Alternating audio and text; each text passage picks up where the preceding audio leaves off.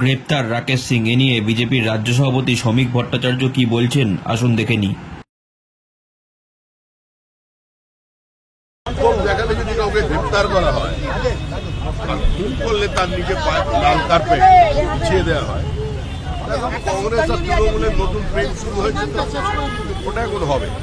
ওদের কখন প্রেম হয়, যখন বিচ্ছেদ হয়, কিন্তু যেভাবে অ্যারেস্ট করা হলো দাদা রাতে, এমন ভাবে রাকেশ সিং ওখানে বিক্ষোভ দেখিয়েছে। বিক্ষোভ দেখানো কোনো অন্যায় নয়, এবং বিক্ষোভ হয়েছে সারা ভারতবর্ষ জুড়ে। প্রধানমন্ত্রীর মা তুলে পর্যন্ত গালিগালাজ করা হয়েছে। মদ কি সওদাগর, বর্ষাসুর, চৌকিদার চোর, কি ধরনের শব্দ ব্যবহার করা হয়েছিল। তার বিরুদ্ধে দেশ জুড়ে প্রতিবাদ হয়েছে। সেই প্রতিবাদের মধ্যে উনিও একজন প্রতিবাদ করেছিলেন। কিন্তু অফিস ভাঙচুর করা কিংবা দলীয় পতাকা পুড়িয়ে দেওয়া, পার্টি এটাকে এন্ডোর্স করেন, কিন্তু সে তো উগ্রপন্থী নয়। তার বিরুদ্ধে অ্যাটেম্প টু মার্ডারের মামলা কেন রুজু করা হলো?